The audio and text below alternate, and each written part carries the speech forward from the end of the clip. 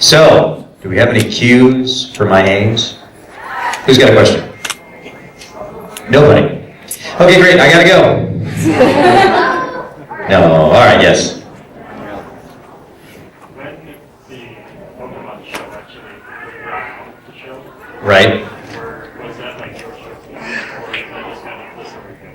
Now wait a second. Do you really think that the animators are going to listen to the voice actor who decides to remove his character from the show? Of course that wasn't my idea. But I will tell you, when they did take him away, the fans freaked out. And everyone was like, what are you doing? And so they did feel some pressure to bring him back. So yes, that did happen. But I had nothing to do with any of that. I have nothing to do with the storylines, pretty much the scripts, all that stuff. That's all, that's all given to us as actors. Yes. Yes. It's hard. I mean, there's a lot of characters that I enjoy playing. I like to play the comedy stuff, so I love playing James. He's very funny. I like playing Brock as well.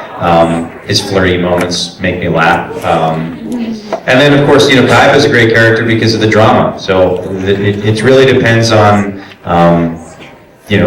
how you're feeling that day. I mean, there were days that I was like, oh, I've got to yell and scream a lot as Kaiba. This is going to be a tough one, Or that was a really good dramatic moment with him. That was kind of, it was a pleasure to do.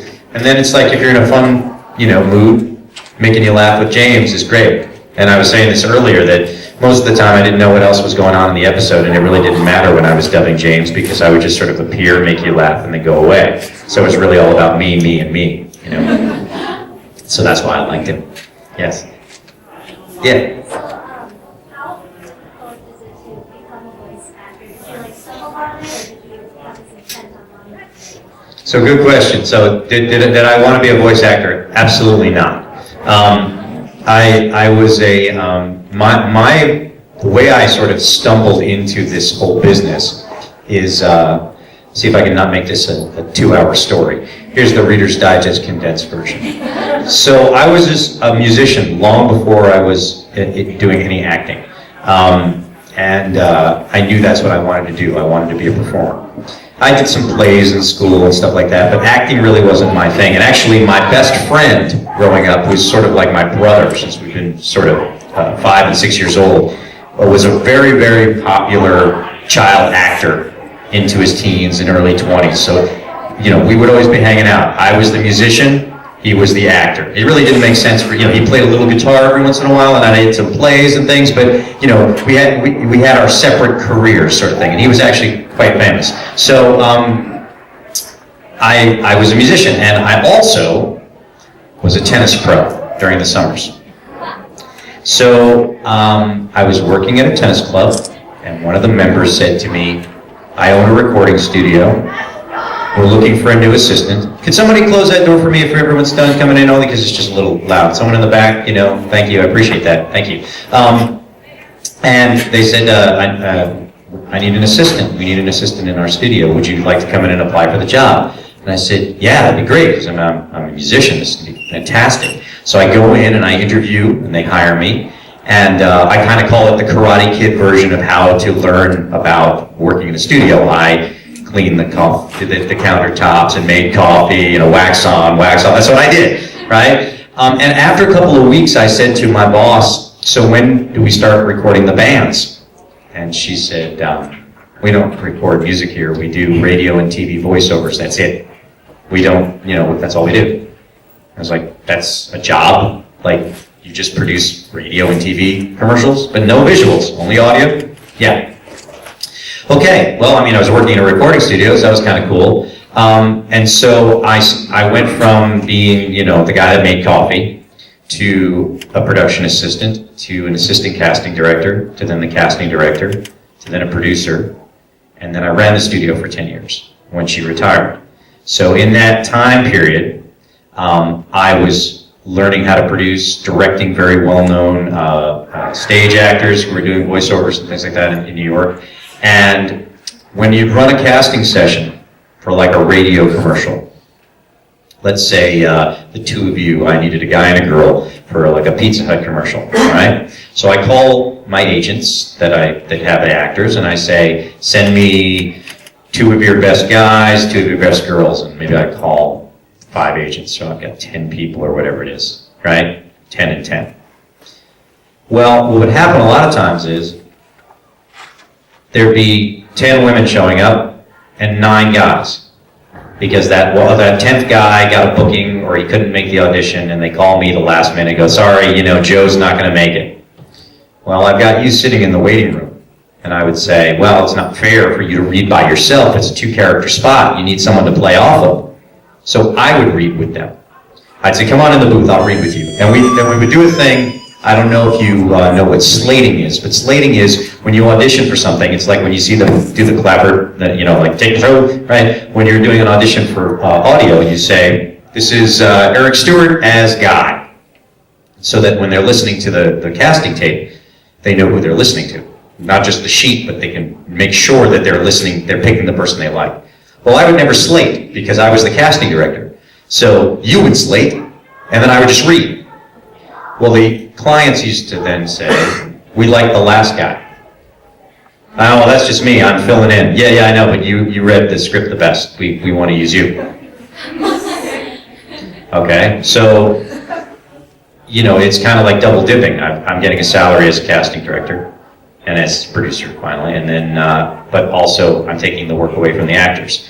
And at that time, I was offered a very big tour to go out and tour with Ringo Starr and the All-Star Band for that summer. And so I said, I need to not have a day job. I need to do something that allows me to travel and come in and out of town. And so I took that sign of getting picked for these voiceovers to go get myself an agent, because I'd been working with them and they knew that I knew the business, but I also approached a smaller agency because I knew that I didn't want to have like a lot of people I was competing against. Now they're one of the biggest agencies around. But so they signed me and I started to do commercial work through them. So I did a lot more commercial work than I did animation stuff. And then I gradually started to audition for the animation stuff, and that led to that. So from tennis to being a musician, I fell into it. Now, I was a class clown. I got into a lot of trouble for making other kids laugh in class, and they get thrown out and I wouldn't. It was great, so I mean, it was part of it, but I think that, if you ask me what I do for a living, I usually ask you, well, what do you do? Because my answer will be based on, like, if you're in advertising, I'll tell you I'm a voice actor and a director. If you're a musician, I'm going to tell you I'm a singer-songwriter. Whatever it may be, it's like being in the entertainment business. So I think it's all related to one another. But it is also about networking. The tennis thing was, take advantage of every situation you have, because you never know who you're hanging out with. And here in these conventions, you're hanging out with the people that could be the next writers, animators, actors, producers, because you all love the same stuff. So always take advantage of that networking, and tennis is a big thing. More deals are made on the golf course than they're made in the boardroom, just so you know that. So there you go. And you'll have voice actors that say, it's all about the acting, I studied acting. I never studied acting. I'm not saying you shouldn't study acting, but I never studied, and I will never do plays. That's not my thing. I don't do on camera. That's not my thing. But I read scripts and I read things as if I know what I'm talking about. That's my skill, is that you can give me a script about anything, commercial about anything, and I will read it as if I know what I'm talking about, and I don't. That's my skill. Okay? And that's acting. There you go. Good question. Okay. Any more questions? Yeah. Where'd you draw your inspiration for the voices you use? It depends. Some of the voices are when we're doing a dub that's based on something that's been created already. Sometimes the creators will say, listen to the original references and find people that have the same sound.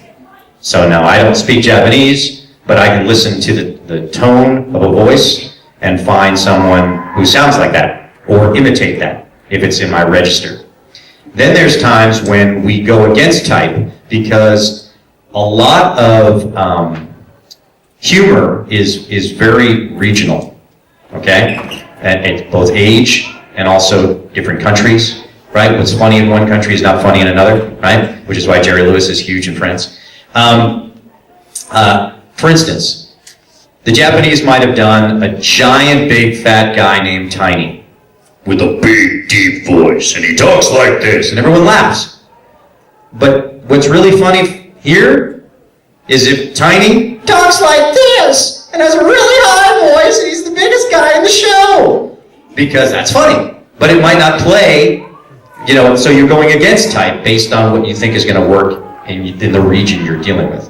So if it's a come out of the, you know, out of the ether, like find a voice where there's no reference. You might look at the picture. Sometimes when you're auditioning, they have a drawing of them, right? Sometimes the character hasn't been created yet. I've worked on shows where it's voice first and then they come up with it. You sort of have to, you know, I am not a man of 1,000 voices. There are people that I know in the business who claim I do 100, not me, will say I can do 150 different characters, voices. No, you don't. I mean, what you do is, you might have a great range, but they're all sort of hybrids of each other. I have like maybe 10 voices that I do, and I can add accents to them, and my register may change, and most people that I've met didn't know I played Brock and James for a long time. But I don't do 150 different characters. So if someone shows me a drawing of an action hero, there's only a certain kind of register I'm going to pick if I'm going to go for that guy. Well, we don't want him that deep. Okay, well, I can make him more up here. Is he younger? You know, it's register. But I'm always picking from my bag of tricks the voices I know I can do. And I also will say if it's something that I can't do. Well, can you go even deeper than that? No, that's out of my range. I can't do that. That's not right for me. So the inspiration might even be, I like to use celebrity references when I even try to get a client to tell me what they're looking for. I'll say, if you could cast a live action person to play this character in a movie, who would it be? Give me a vibe. Oh, that's totally like, you know, it's like a Sylvester Stallone. Okay, got it. Or, you know what? That'd be like a Gary Oldman. Oh, okay, I got what you're looking for. So that helps me with that. But yeah, I mean, you know, they might say it's Southern, they might say it's British, they might say it's that. They give, it's always different. So, you know, hopefully that helps you. And plus, Brock is my version of Casey Kasem. Because he was my hero on Battle of the Planets, you know, G-Force, back when I was a kid. That's early anime. If you don't know that show, you should go find that show. All right, more questions? Yes, yes. So, do you have any tips for voice acting? Sure. Well, you know, voice acting is a huge genre. I have people that tell me they want to just get into, I want to do voices for cartoons. Yeah, okay, well that's like 20% of what I do. I have been more successful financially doing commercial work, talking like this, than I've done in any funny voice you've ever heard. Okay? And I worked on a lot of shows. Okay, but I was the voice of Planters Peanuts. I was the voice of Priceline. I did all sorts of like serious commercial work because those pay union fees with back-end residuals and sometimes guarantees. So I do industrials. I do audiobooks. It is a wide area. So don't limit yourself with, I only want to do cartoons. If you can do funny voices, great. And you might get some cartoon work, but it'd be great to do that funny voice as the Geico Lizard. Right? Because you can make a hell of a lot more money doing that. So, the thing that I tell people if they really want to get into voice acting is, well, I mean, here I am. I mean, is Minneapolis a major, you know, hub of, you know, the voice acting industry? No, but you can be a big fish in a small pond. Every area has somebody that is hiring voice actors. Is anybody from around here? Okay. Is there like a car dealership that has maybe 5 or 6 locations? You know, like John Smith Chevrolet or something like that, right? Is there like a local chain of stores, you know, that's not outside of the area? Well, someone's doing the advertising for that, right? There's probably advertising agencies in this area that look for voice actors. There's also radio stations. Radio stations do their own commercials a lot. I'm not saying be a DJ, but they do their own ads. They also look for voice actors.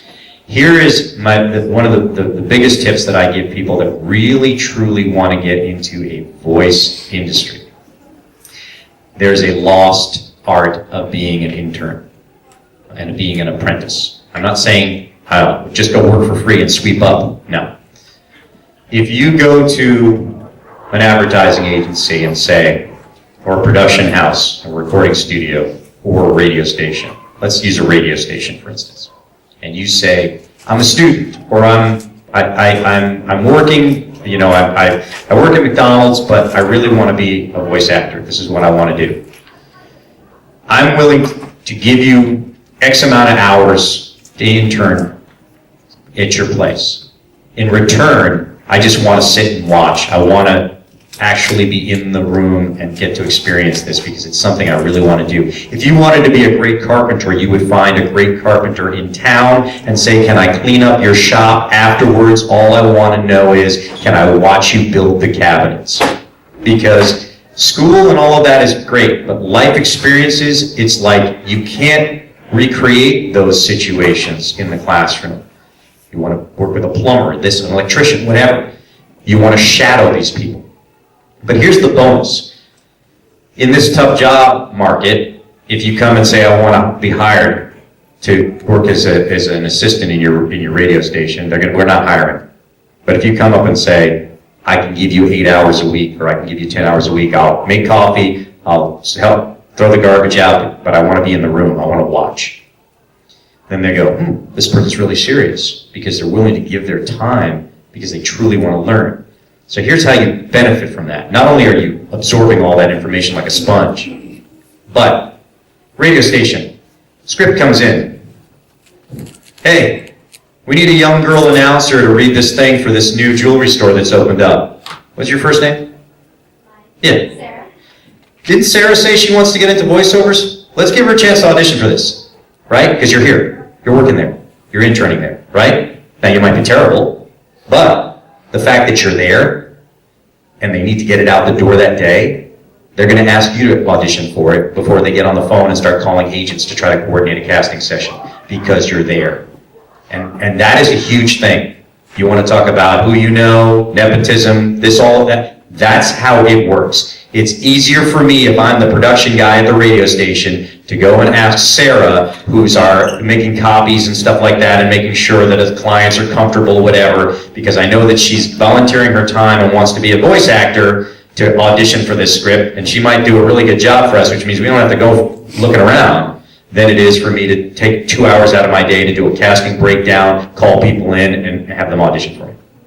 So, yes, in the beginning, you might seem to be giving away your time for free, but the other side is you're there. And then you're way ahead of the people that are not. So, yes, audiobooks. There's a site called acx.com. It's owned by audible.com. You guys know who Audible is? Audible is the iTunes of audiobooks. I do work for them all the time. It's a hub. You can be a voice actor, you can be a production house, you can be a rights holder to books, and what they do is they have you do contracts through them, and you produce things through them. So all sorts of ranges of different types of prices for voice acting, this and that, but you get paid for your work. You create a page. It's free to create a page. You just have to read some examples of some audiobook things, and they have that. They have audition copy there. There's hundreds of books that are looking to be read. So there's all sorts of ways to get into this stuff. And from anywhere, because I established myself in New York for so many years as a voice actor, so yes, I get clients that come looking for me. Great. But I have a studio now in my house in Nashville, and I do work from that spot. So I work remotely. You can work remotely on audiobooks. I've never met the clients that I read for. Some of them I've never spoken to, I've only emailed them. So you can do that, especially with technology today. You can at least compete with wherever you are. So hopefully that, and if you're going to make a demo reel, don't do it yourself. Don't sit there in your room and record different versions of you saying things in funny voices. No. Go to someone who is a professional, who can coach you, and before you spend any money doing that, hear what they produced, hear examples of the students that they've worked with. Your demo reel, whether it's a commercial demo reel, an animation demo reel, whatever it may be, needs to sound like you did what I do, which is come to a studio with a stack of things I've really done, now cut them together. If the production sounds like it's not real, they're not even going to listen to what you're reading, because they're going to think, well, this person doesn't work. They're new, they're green. But if the production sounds like it's real, even if it's a fake demo, they're going to be listening to your acting and your voice sound. So before you spend $1, just remember, you get what you're spending. I mean, I've produced demo reels for people, and agents have said, "Wow, I can't remember when we booked my client for that job." I'm like, you didn't. I made that. That's a fake spot. It's a real script, but I produced that for them. And they're like, "Oh, great, we need to put that on their demo reel," because they need to sound like you stripped them off the radio or took them off the TV. So that's another tidbit. All right, what else we got? Yes. Do you try to practice other voices to try and get your range to go higher or lower? I don't really do too much of that. There might be something where, like, if I see a movie or something like that, I will see if it's something that I can do. If it's something that I enjoyed, I might try to mimic it. But I'm also not. That's not my skill. I don't have. I have friends that are great, impersonators and stuff like that.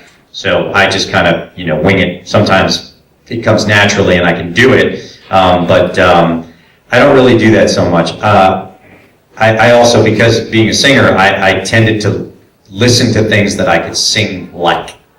I do a great Bruce Springsteen. I can sing like Cat Stevens. I can sing, I can do Gordon Lightfoot. I can sing like the guy from Live. All right. So I listened to those bands that I could sing along to. Where, though I get teased for it, I will sing along with Journey, but I can't hit those notes. You know what I mean? It's that kind of stuff. So it's the same kind of thing. Like I already know that what my range is. I know what my limits are. All right, more quick. Yes. Are there any special exercises you do to save your voice from overexertion? The biggest thing I'll say is when you start to feel it going, you need to stop. You need to take a rest.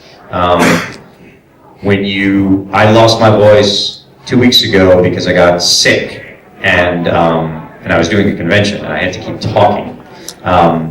And the problem with things that sort of dull the pain, like your Cepacol and stuff like that, is they're just masking the pain, and you keep using it, and you're doing more damage. I use, there's an herbal spray that I get at Whole Foods called Singer's Saving Grace. And it's all natural. It actually has licorice in it and stuff like that, and it reduces the swelling. It doesn't mean keep going. It just helps reduce the inflammation. But if you feel it going, drink plenty of water, stuff like that. Just don't push it. I mean, there's sometimes where jobs are like, well, we need you tomorrow. I mean, got to finish up this role. And if you feel it's starting to go, you can say, I need the day off, because if you go back in and do that last bit of that they need from you, you might lose your voice for a week because you're on the verge of it. It's funny too. I'll do a panel with 10 different voice actors, and everyone's got their own exercises and their health tips and stuff like that. And I always like to go last, because you'll get I drink herbal tea and I do meditation and I did it, and then it gets to me and I'm like, I drink black coffee. Because dairy makes your mouth click, but I drink black coffee because I like the warmth. It's not for the caffeine, it's for the heat. And at night I'll have a scotch. So everybody's got their own thing, but the main thing is just keep hydrated and stuff like that, and don't push it, So, but yes. And my sister's is a singer-songwriter too, and she's like, oh, I pull your tongue, and she makes all these. I'm like, I don't know what's wrong with you. But if it works for you, it works for you. But just don't push it if it's starting to hurt.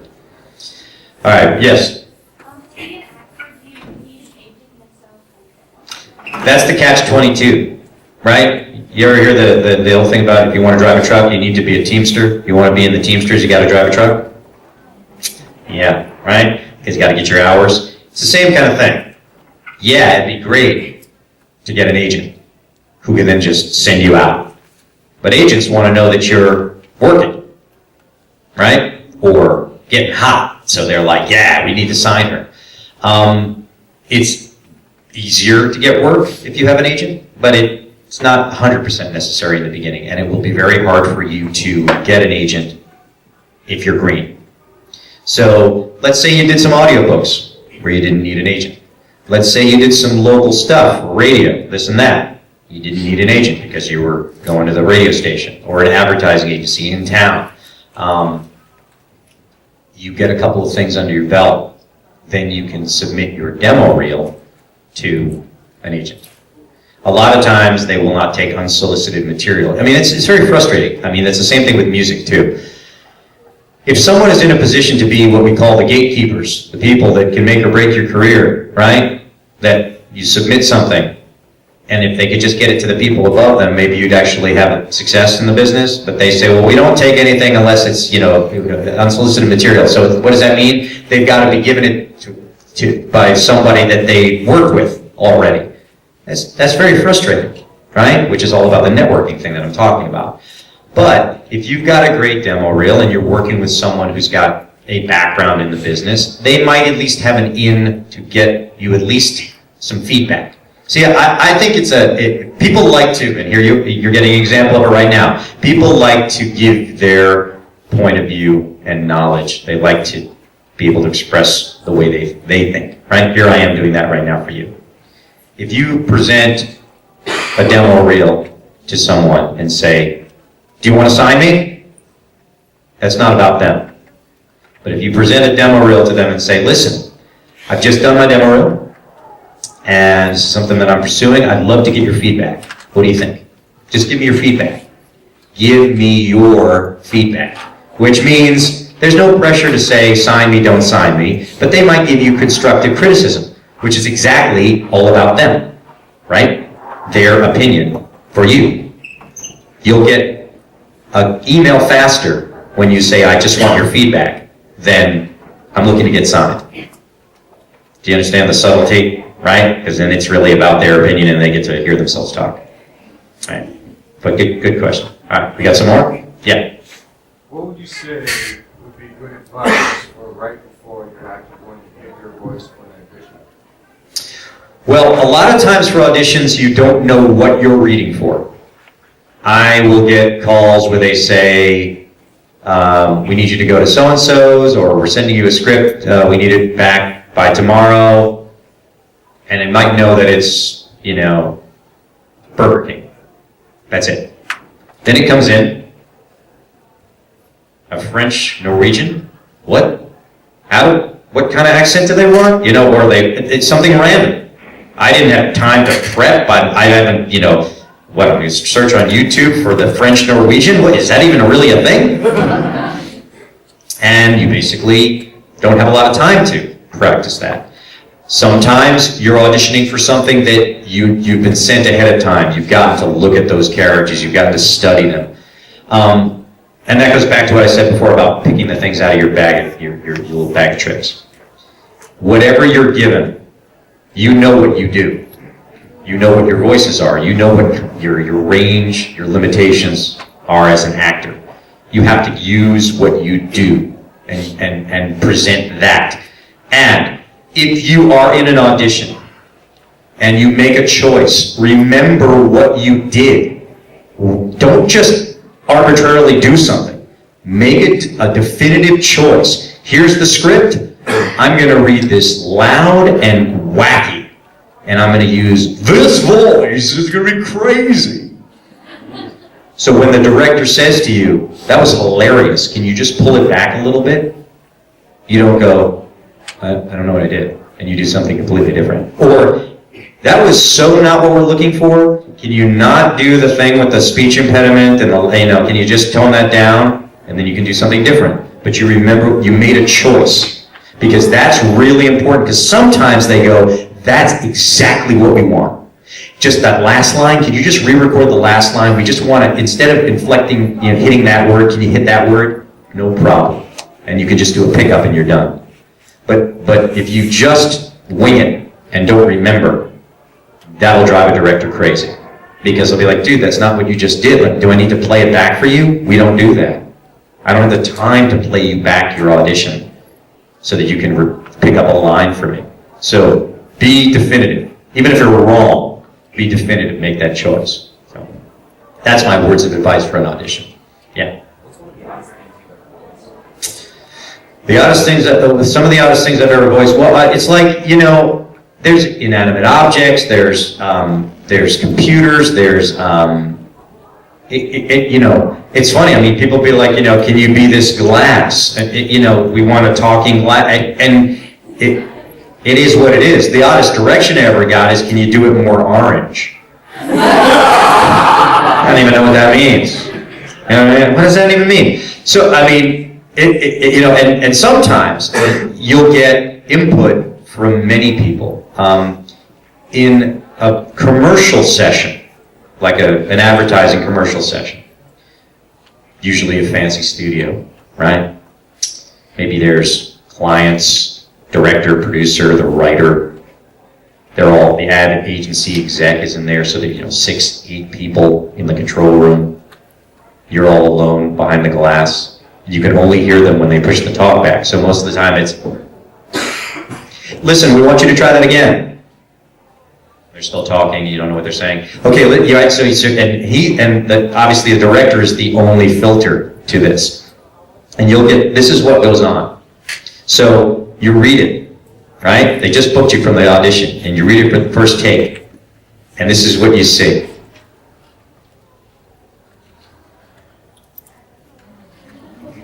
And you're in the booth. You can't hear a word they're saying. And this is what you're thinking. They hate me.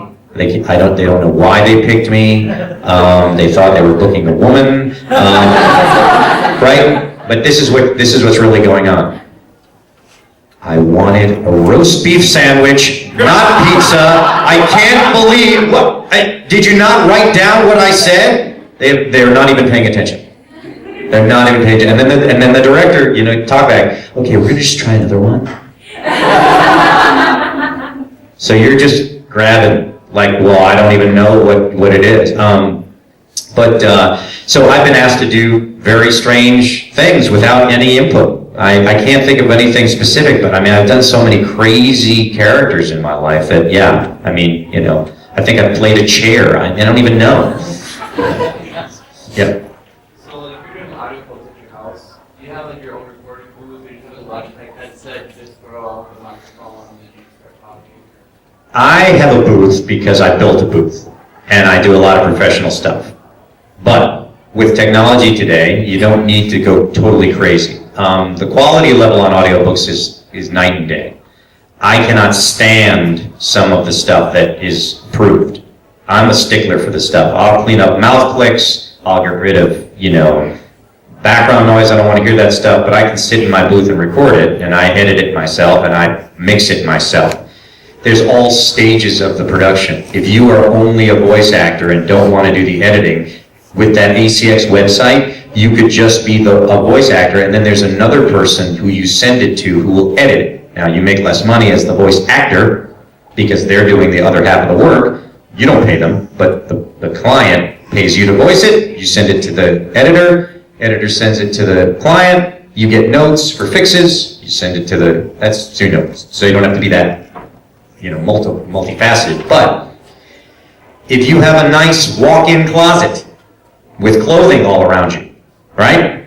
Great, that's nice and quiet. You can set up in there with a pretty decent mic, headphones on, your script, whatever. Work on your Mac or your whatever laptop you're using. There's even some great free software that you can use, audio software that's out there. I think Audacity is one of them. But I mean, that's free, right? That's free, right? But there's also, yeah, I mean, it is what it is. If you don't have the money to spend it on the mic more than the software. But you can do it. You don't want dogs barking in traffic and stuff like that, but you can do it. And you'd be surprised at as I said, the level of quality that's on some of those things. The better you are, the client's going to be happy. I mean, the quieter it is in the background. But yeah, you don't have to have a booth, but you should definitely make the room dead as much as you can. When I first started, before I had the funds to do my own studio, I had a closet where on the door I hung a piece of foam wrapped in fabric so that the wooden door didn't have a reflection, right? And I had 3 sides of clothing around me, and I had a microphone on a little desk, and you had to part my shirts and get the mic out there and then read it, and I'd sit there, and I had a single bulb light with a chain, and that's how I would do my stuff. I'd audition like that. As long as it's quiet. And that was a house, that was an apartment that was right on the street. So cars were driving by all the time, but that little walk-in closet, it was pretty spooky in there too, was quiet. You know, people are like, oh man, you got such a great studio. I'm like, yeah, I can't invite you over though. We're having some celebrity guests in there, and you know, it's not good. You know? But yeah, but good question. So any more questions? Yeah. I don't know if this question was asked yet, but how much, is there any sort of tangible advantage if you have a background in music? Singing. I will say that being a singer has helped me a lot because the way we inflect and stress words is all pitch. So when I've given direction to an actor who has no musical sense, and I say, can you go for that word and make the comparative there, they don't necessarily know what I'm talking about. But if I say, do you want to, go to the store, or do you want to go to the store? Right? I'm making it a different stress, but it's pitch. So that's very helpful to have that ear. And I'm not even talking about doing funny voices. I'm just saying how we speak. And then a great exercise is if you just listen to the way people speak naturally. Because when you're given a script, and I'm talking commercials or whatever, it's got to sound like it's coming from you. Your words, not a writer's words, your words. So if you start reading it like you're reading, it's because you're not approaching it in an organic way that people speak, the pace, the cadence. So listen. You don't have to watch people. I have the TV on sometimes, and I don't watch it. I'm listening to voiceovers. That's what I listen to the commercials. I don't listen to the shows most of the time. And same thing with the radio. It's like listen to, and you can start to pick out who's a good voice actor and who's a bad voice actor because of the choices that they're making. And you say, that's not the way you would say that. No one speaks like that. I say that a lot of times when I'm coaching people. You sound like a smart guy. You got to, probably have a good sense of how to convey your ideas. If I gave you a script and you started to just, yesterday I went to the store and I love these hamburgers, I would say, now talk to me like a human being. Right? Who talks like that? Nobody talks like that. Right? So the exercise is listen. And the singing part, or the musicality of it, you'll be like, I understand why that made sense and that didn't, is because he went up on the end of that line instead of down. And that's another big thing, is a lot of times people always go up on the end of the line, and then go like, can you not do that? Or can not every line go down? That sounds really depressing. And you leave it, hey, that's good, right? It's all pitch. Yeah. Have you ever run into issues where your voice sounds alike, such as myself, my sister, my mom, and I, we all sound exactly the same on the phone, but we sound completely different in person? You sound different in person, but you sound the same on the phone. Yeah, we both. Well, sometimes when you're talking on the phone, it's also lopping off a lot of different frequencies. You've got a lot more of a narrow bandwidth than you would on a microphone in a studio, right? So you might have very similar regionalisms, things like that, and the cadence of your speaking, but one of you might have a slightly deeper voice or a slightly huskier voice, but those frequencies might be lopped off on the telephone when you're leaving a voicemail or something like that. But if you're in the studio, the microphone is capturing that difference. But it's subtle. And then a lot of people that are either spend a lot of time together or related to each other have that, especially if they're living in the same area. They will have similar sounds. I'm very sensitive to dialects and accents. Not that I can always pinpoint them, but it's funny when, someone will say like, well, I don't have an accent, and I'll be like, you're from the Midwest, right? Where are you from, like Wisconsin? And they're like, hey, how'd you know? Because you hear those little things, the vowel sounds, stuff like that. And I told you where I'm from, but would you have guessed that I'm born and raised in Brooklyn? Because I don't talk like this. A lot of my friends, they all talk like that. Like, how you doing? Hey, Eric, how you doing? You gonna see Tony later? All my friends spoke like that in my neighborhood, but that's not how I speak. But I think that's it's things that we pick up on, even just sort of the catchphrases. I just got back from some 2 conventions in Australia, which was really fun, and I was trying to not imitate them. I was trying to pick up on their sort of like, the regional phrases. So like instead of saying it's like oil and water, they say it's like chalk and cheese. So I just use that now, but not with an Australian accent. I'm like, oh man, that's like chalk and cheese. People are like, what? I'm like, you're not Australian, because I think it's funnier if you don't do it like it in the accent that goes with it. But there you go. Yeah, more questions. Yeah. At what point would someone have enough unprofessional work to bring a person to a professional actor? Well, you could either try to do what we're talking about, where you compile the stuff yourself in a sort of more sort of up-and-coming way, or you go and work with a coach one-on-one, and as they're coaching you, you're recording fake spots that are then put together to sound real, and then you present that demo reel to an agent or to a casting person. You can also do that too. A lot of the agencies have in-house casting. So if you had a great demo reel, you could write them and send them an MP3 of your demo reel, and they might keep it on file. So they go, well, we need another good young girl voice. Yeah, let's go through our list. We have these on file. That's another way to do it. But your demo reel must sound like it's real. Don't write your own scripts.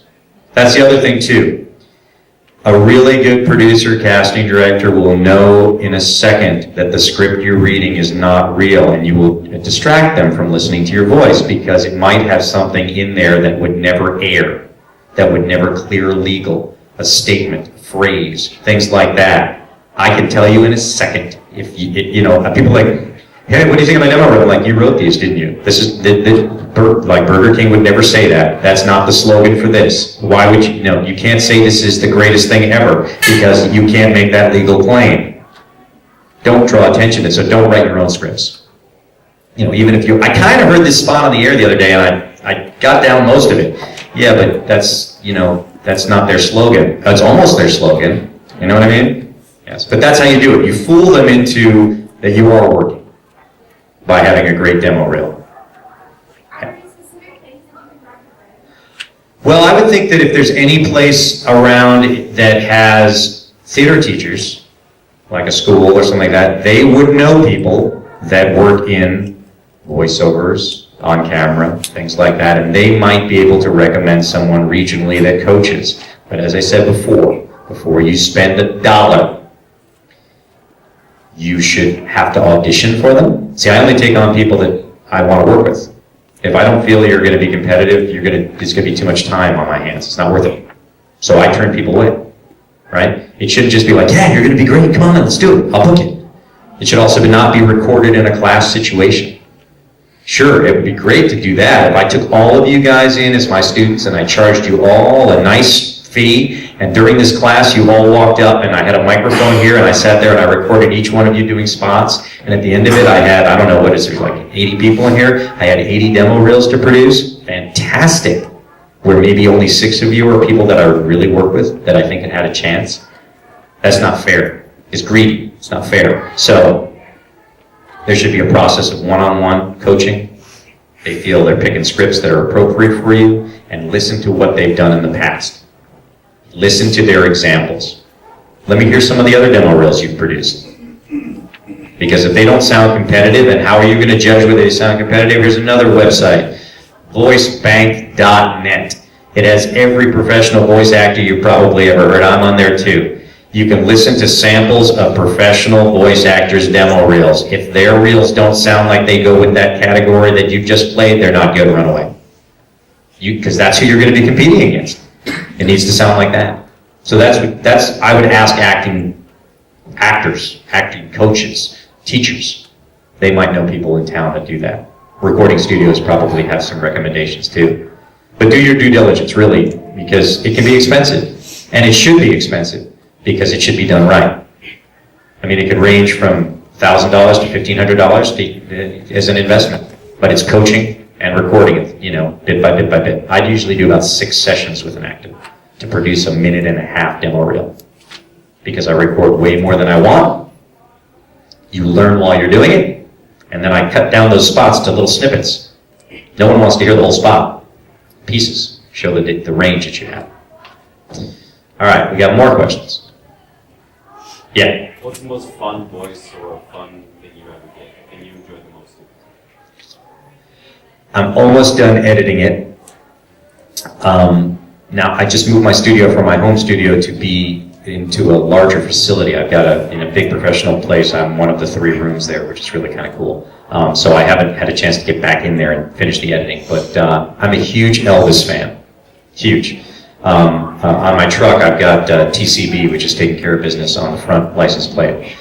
And I'm doing this whole book where I get to talk like Elvis all the time. And I narrate the whole book like this, and I got to keep the lip curl, the whole thing. And what's really kind of cool is Elvis has faked his death and has come back as a detective. He's had plastic surgery done, but he still talks like this. And I narrate the whole book as if Elvis is telling the story. So I never break character. So even when I talk as other people, and then she said to me, so what are you doing? And I was like, well, hey. And so it sounds like you sat down and Elvis told you this book, right? So because I'm such a huge fan, talking about prepping for a character, I've got a lot of his movies. I've got a lot of his music. I've got bootleg tapes where he's like yelling at people in the audience. I've got all this stuff.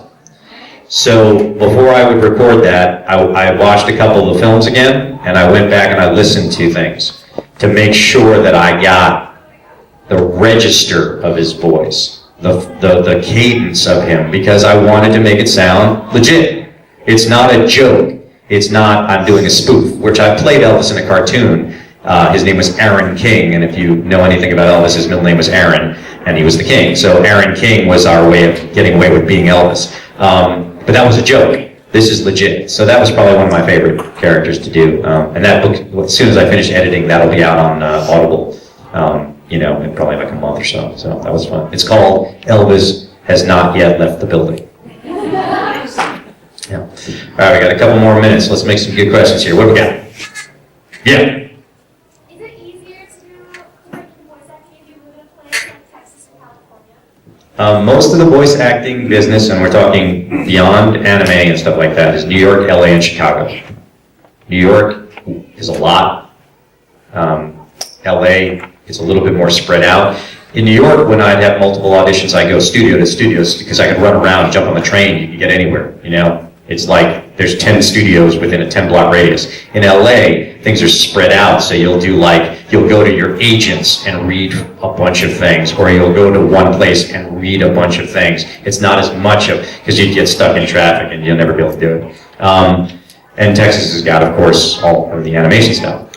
So it is helpful, but as I said before, you can still be a big fish in a small pond. Every place has at least somewhere that's doing voice work. And if you can establish yourself there, and you get enough stuff going on, you can present to some of the bigger things that are going on. But yeah, you gotta sometimes go where the work is. And if you're doing enough stuff in your region and you feel you want to branch out, if you're getting successful here, it's worth giving it a shot. You know, I'm not saying quit your job and pack your bags and go, you know, drive to New York and do it, but, you know, there's a difference of the amount of work that's going on in a major market. The way the union is broken down, too, is that if you do a spot, if it runs in certain cities, you get paid more. And New York, LA, Chicago, those are major markets. Those are network national campaigns that run like that. If you're only doing a commercial that runs in, you know, let's say it's Austin, that's not going to pay you as much. You know what I mean? Yeah. All right. Got enough? Yes. How difficult is it to balance your voice acting career, in your case, your musical career? Yeah, it's what's nice for me, you know, when I was working at 4Kids on staff and I was doing a lot of commercial stuff and cartoon stuff in New York, it was harder to go on the road, and because I couldn't be away from all that production. Now living in Nashville, where I'm truly, really focusing mostly on the music, and because I have a home studio, or I did until I just moved it, but it's still close, I can play and then jump in the booth when I need to. So it's convenient. It's almost the flip side, lifestyle.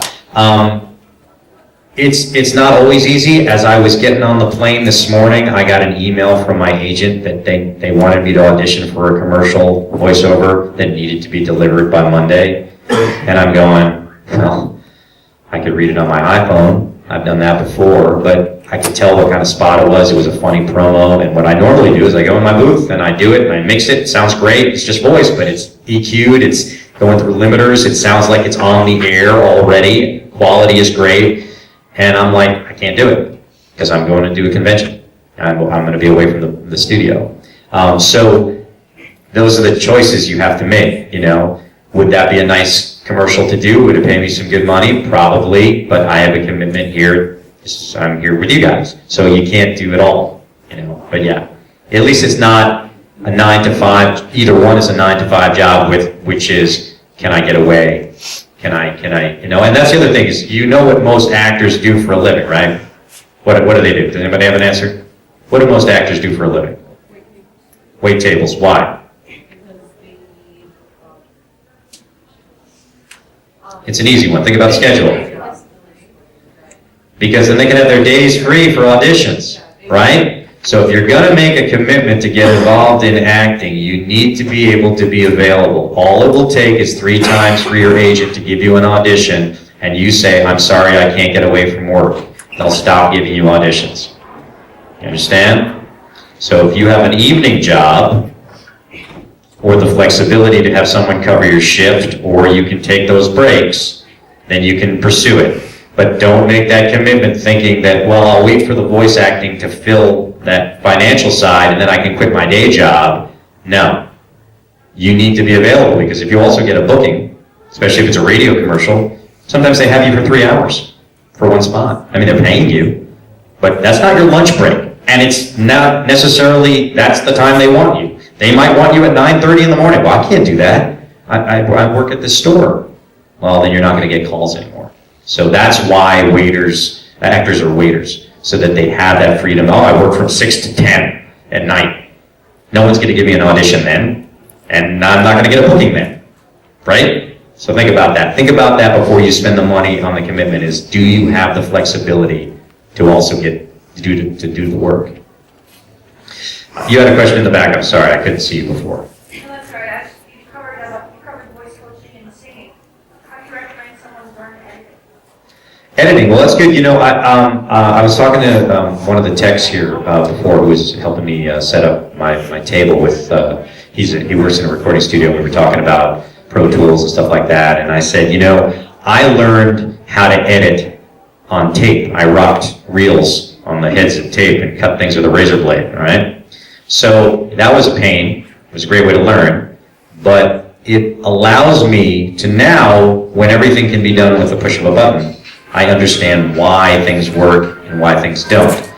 Like, for instance, it's hard to cut in on a W because of the sound of a is hard to cut. You'll hear the edit, but I can cut in on a T, the T sound, because that's kind of like cutting in on a snare drum. I can hide that. Okay, you won't hear the edit. You won't hear the bump. So I hear people that do things on Pro Tools, and they'll be like, I'm like, that's a terrible edit. Because yeah, you cut in on that W, you physically could do it with the button, but that it's not where you should be cutting in. So I learned old school. Now, I'm not saying you should go learn old school, because you probably don't know anybody that can cut things on tape with a razor blade. But you can still shadow someone, and you can still intern with people. And also, I gotta say that YouTube is really helpful. When I first started working with Pro Tools, I spent 2 weeks watching tutorials, because there's always stuff that's just not even manual. How do I bust this to that, and where's the plug-in for this? And 2-minute videos, 5-minute videos. I would just Google it, and then in YouTube, there it is, and I'd watch it. I sit there and take notes, you know, and that's so helpful. But if you can find a person that has a studio and you can intern with them and watch them do sessions, watch them record and then edit, that would be so helpful. My lead guitar player started to get into voice editing for audiobooks to supplement his income. So he said, can I come over and just watch? I said, sure. So, I self-direct myself. I get in the booth, I have a keyboard inside the booth with a screen, and I'm engineering. And I come out, and I sit down at the console, and I edit, right? Take my notes, get back in the booth. So it's just me by myself. So he sat there and watched me record stuff, edit, do fixes, and he was like, oh, wow, oh boy, okay. And spent a couple of weeks with me learning and digesting it. Just knowing how to put in dead air. Like, you can't just put in blank sound when you're taking out breaths. You've got to use room tone so that you don't hear all of a sudden the background noise completely disappear. Things like that. Pacing, where if you cut out too many breaths in a line, you as a listener start gasping for air because you're like, how does that guy read like that without, So you have to have some places where that person is breathing. All those subtle things you're going to learn by watching someone like me sitting over my shoulder. So if you can find some people at recording studios who are looking for an intern, shadow them, sit behind them. You'll pick up more tips than you know. All right, we got 2 more minutes. Let's get some good questions in here, and then I can say goodnight to you. Because you voiced both Brock and James in Pokemon, was there ever a time where you got confused with which character it was? So I recorded them one at a time. okay. The only time I ever had to do both voices, and I might have to do it tonight. Tonight I'm on a local radio show here in Minneapolis called True Brit, and I'm on from midnight to 2 a.m. And I'm going to be talking about stuff. I'm playing some music on the air. It's pretty cool. But I've done a lot of radio interviews. We call them phoners, where I call in. They want to talk to me on the morning show and stuff like that. And I've done shows where it's been Eric Stuart with Brock and James. And so I've had to keep talking as if the 3 of us are in the room. That's a challenge. I'm best doing that really early in the morning when I can't think about what I'm doing and it's just sort of autopilot. If I thought about it, I'd probably make a mistake. But no, I never confuse those guys. Because I'm doing one voice at a time. But on some of the audiobooks, they have me do characters. And I did one science fiction book once where the characters' names were you guys are familiar with the great movie Blade Runner, right? And Blade Runner, the whole sort of the future is this sort of melting pot of cultures. That the language that they're speaking in the street is kind of like a mix between like Chinese, Russian, and right, like that's part of the story. Well, like Han Solo, Harrison Ford says something to one of the guys using their language or whatever. These characters had hybrid names, so it'd be like Sven Wang, right? And you're going Asian, Norwegian, what? But they wouldn't be described until 2 or 3 pages later after they had been speaking for a while. And this author wanted their characters to be different. And so you get to that, it'd be like, Sven Wang, the Frenchman, Sven Wang says this, and you go, the Frenchman? Yeah. Couldn't have been and the first time he's introduced, and the Frenchman walked in, his name was Sven, then I would have known how to read him. So I had to keep track. I think there's probably 15 different main characters, from different registers to different accents to dialects, and to read the audiobook, keeping track of that, I had to write them down so that I knew what I was doing, because it's not like I read them all in one day. I'd read them, take a break, whatever. And I'd be like, which guy is that? And could you just give me a clue before they, I'd have to read ahead a little bit and be like, oh, okay, now I know which, okay, he's British, okay, thanks, that's not helping me with any of his names. All right, so I appreciate you guys being here and sitting in on my panel, and you guys had some very good questions, and that's always what I love to see, is that this is a creative group of people. Yes, we're all nerds and we're all geeks, and I fit into that category as well. But we're also there's a creative side that's part of the whole con experience. And if you truly want to do the things that I do, you're hanging out with people that that have abilities and network with each other and talk to each other. You might come up with a great webisode thing, or animation doesn't always have to be fancy to be funny or to be successful. But use the technology that you have that I didn't have when I started out doing this to try to come up with your own ideas. You probably have some great writers in this room, some great, maybe some great voice actors. But talk to each other and network. So I'm done for today. I'm going to try to take a nap before my midnight to 2 a.m. radio appearance tonight. And tomorrow I've got some panels, some autograph stuff. I'm always on my table. And then tomorrow night at 8, I play a solo concert in the main stage. So hopefully you guys check that out. But thank you so much, all right?